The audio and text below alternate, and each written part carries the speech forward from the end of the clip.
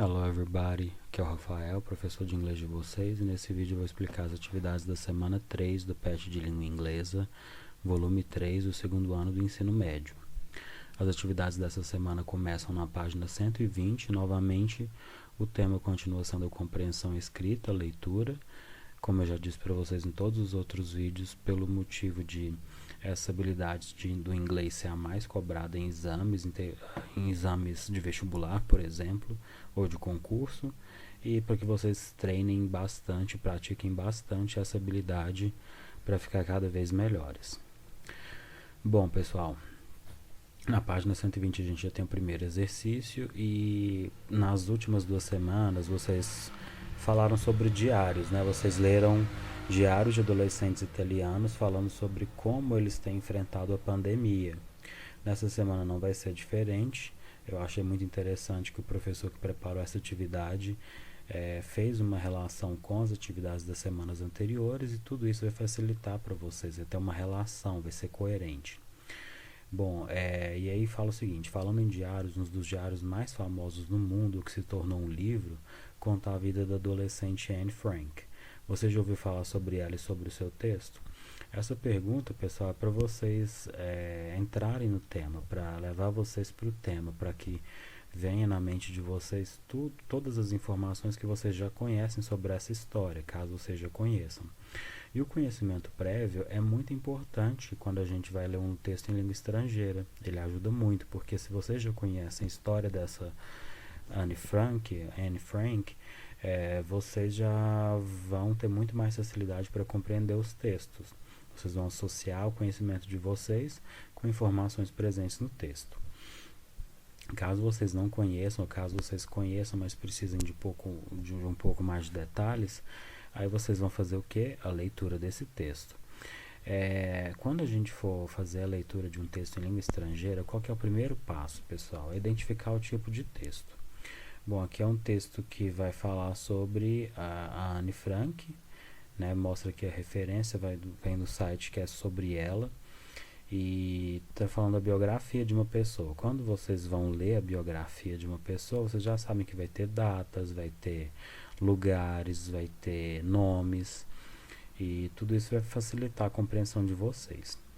Depois que vocês identificarem o tipo de texto, vocês vão para a parte seguinte, que é fazer aquela primeira leitura do texto até o final, sem parar para procurar palavras por palavras que vocês não conhecem.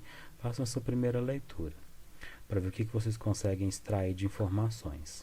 Se não for possível, ou se vocês tiverem extraído muito pouca coisa, vocês vão fazer uma segunda leitura, dessa vez destacando palavras que vocês já conhecem e palavras em inglês, palavras cognatas, né? Palavras em inglês que se parecem com palavras em português e significam a mesma coisa.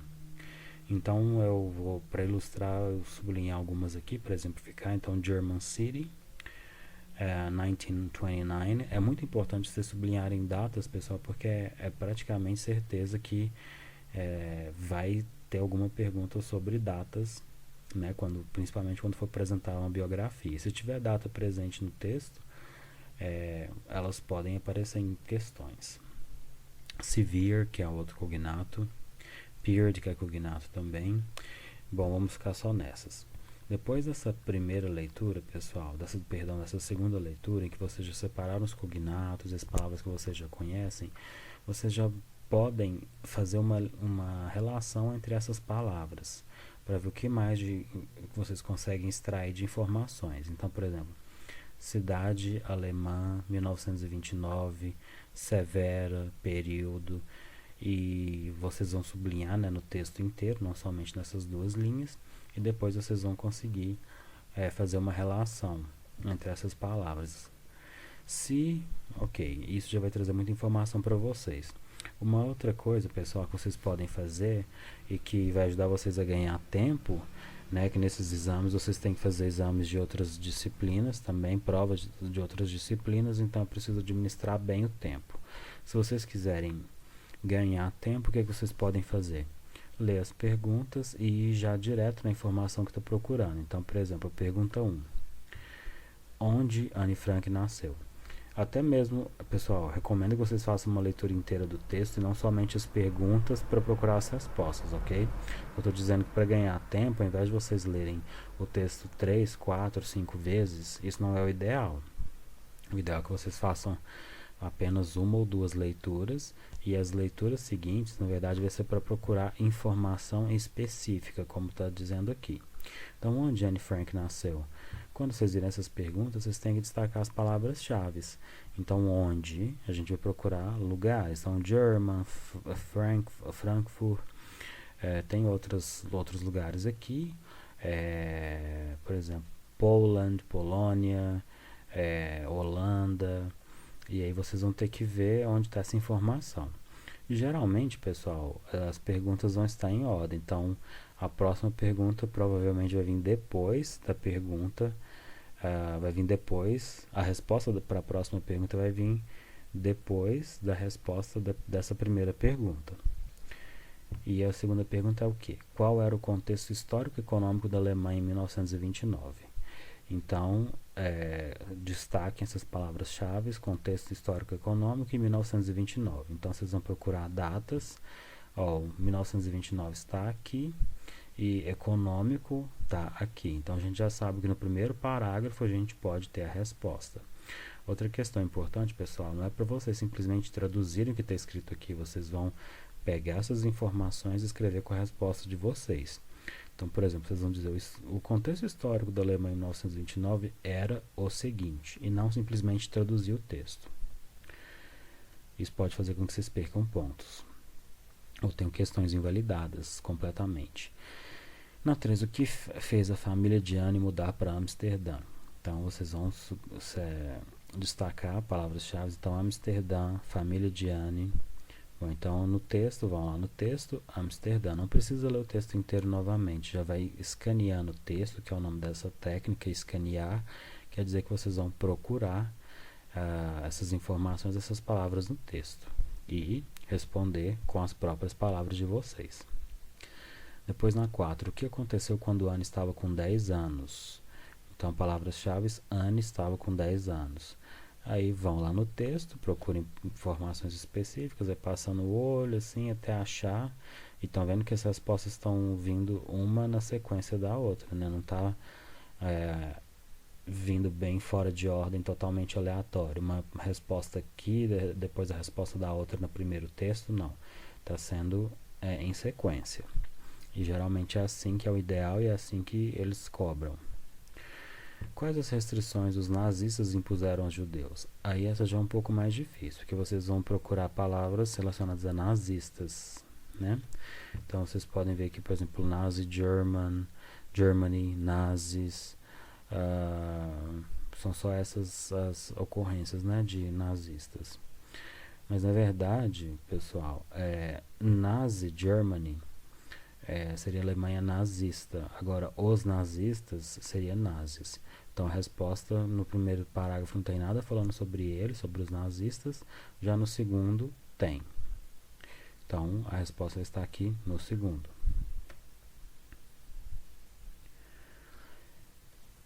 Na questão 6, o que o pai de Anne e outras pessoas fizeram para se protegerem? Aí, seguindo a ordem das perguntas anteriores e das respostas anteriores, o pai de Anne é a palavra-chave. Então, Anne's father. Se vocês forem escanear o texto e procurar, vocês vão encontrar aqui, principalmente pela ordem, né, das outras respostas. Ok, então essa primeira parte, pessoal, são 6 perguntas sobre essa primeira parte. Agora vamos para a segunda. Na segunda parte do texto, pessoal, o que vocês vão fazer novamente?